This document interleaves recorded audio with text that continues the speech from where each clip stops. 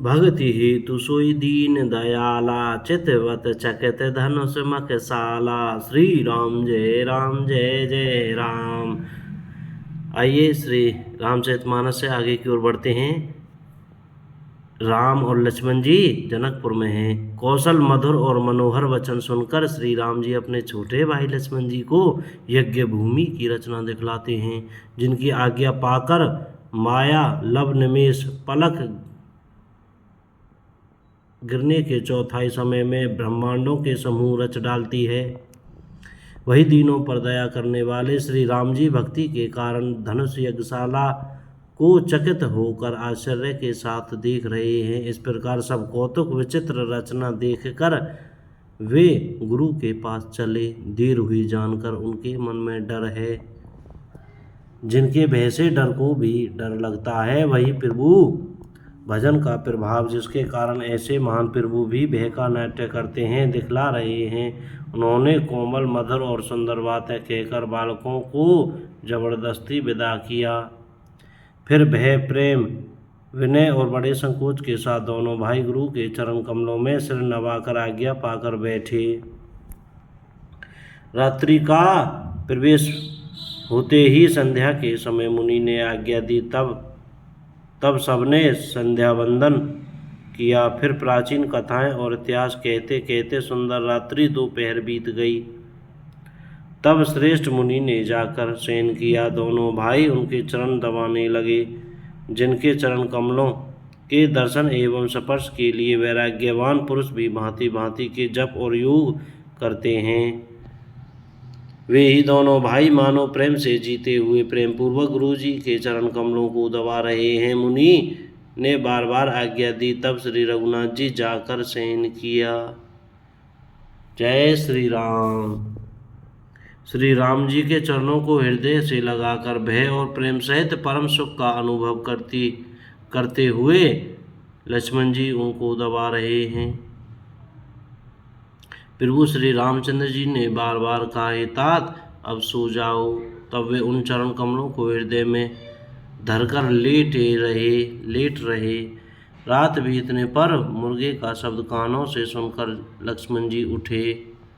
जगत के स्वामी सुजान श्री रामचंद्र जी गुरु से पहले ही जाग गए।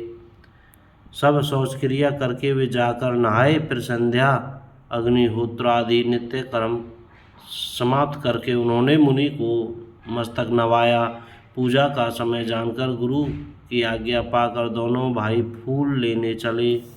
उन्होंने जाकर राजा का सुंदर बाग देखा, जहाँ बसंत ऋतु लुभा कर रह गई। मन को लुभाने वाले अनेक वृक्ष लगे हैं। रंग बिरंगी उत्तम लताओं के मंडप छाए हुए हैं। नए पत्तों, फलों और फूलों से युक्त सुंदर वृक्ष अपनी संपत्ति से कल्प वृक्ष को भी लजा रहे हैं। पपैये, कोयल, तोते, चकोर आदि पक्षी मीठी बोली बोल रहे हैं और मोर सुंदर नृत्य कर रहे हैं। बाग के बीचों बीच सुहावना सरोवर सुशोभित है, जिसमें मणियों की सीढ़ियाँ विचित्र ढंग से बनी हैं। उसका जल निर्मल है, जिसमें अनेक रंगों के कमल खिले हुए हैं। जल के पक्षी कलरव कर रहे हैं और भ्रमर गुंजार कर रहे हैं।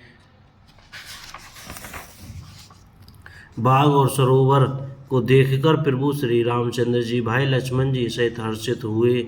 यह बाग वास्तव में परम रमणीय है, जो जगत को सुख देने वाले श्री रामचंद्र जी को सुख दे रहा है। चारों ओर दृष्टि डालकर और मणियों से पूछकर वे प्रसन्न मन से पत्र पुष्प लेने लगे। उसी समय सीता जी वहां आई। माता ने उन्हें गिरिजा पार्वती जी की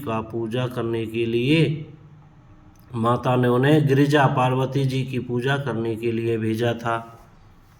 साथ में सब सुंदरी और सयानी सखियां हैं, जो मनोहर वाणी से गीत गा रही हैं। सरोवर के पास गिरिजा जी का मंदिर सुशोभित है, जिसका वर्णन नहीं किया जा सकता। देखकर मन मोहित हो जाता है। सखियों सहित सरोवर में स्नान करके सीता जी प्रसन्न मन से गिरिजा जी के मंदिर में गईं। उन्होंने बड़े प्रेम से पूजा की और अपने योग्य सुंदर वर मांगा। एक सखी सीता जी का साथ छोड़कर फुलवाड़ी देखने चली गई थी। उसने जाकर दोनों भाइयों को देखा और प्रेम में विह्वल होकर वह सीता जी के पास गई। सखियों ने उसकी दशा देखी कि उसका शरीर पुलकित है और नेत्रों में जल भरा है। सब कोमल वाणी से पूछने लगी कि अपनी प्रसन्नता का कारण बता। उसने कहा, दो राजकुमार बाग देखने आए हैं, किशोर अवस्था के हैं और सब प्रकार से सुंदर हैं। वे सांवले और गोरे रंग के हैं। उनके सौंदर्य को मैं कैसे बखान कर कहूँ। वाणी बिना नेत्र की है और नेत्रों के वाणी नहीं है। यह सुनकर और सीता जी के हृदय में बड़ी उत्कंठा जानकर सब सयानी सखियां प्रसन्न हुई। तब एक सखी कहने लगी, हे सखी, ये वही राजकुमार हैं जो सुना है कि कल विश्वामित्र मुनि के साथ आए हैं और जिन्होंने अपने रूप की मोहिनी डालकर नगर के स्त्री पुरुषों को अपने वश में कर लिया है।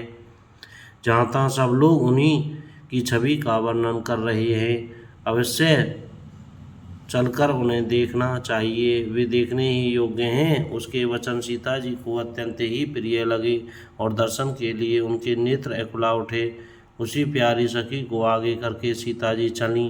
पुरानी प्रीति को कोई लख नहीं पाता।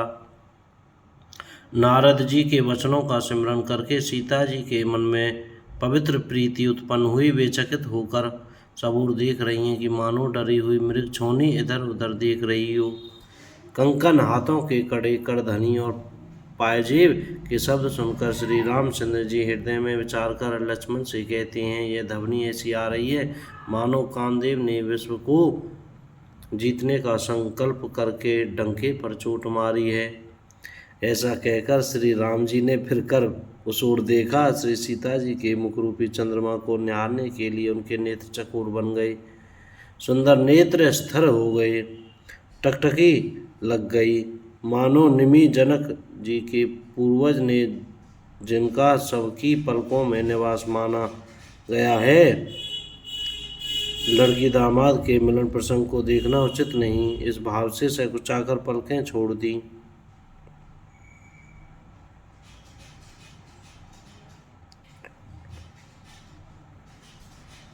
पलकों में रहना छोड़ दिया, जिससे पलकों का गिरना रुक गया। बोलो जय श्री राम। कोई गलती हो गई हो तो क्षमा करें। हरे राम राम राम हरे हरे, जय श्री सीताराम।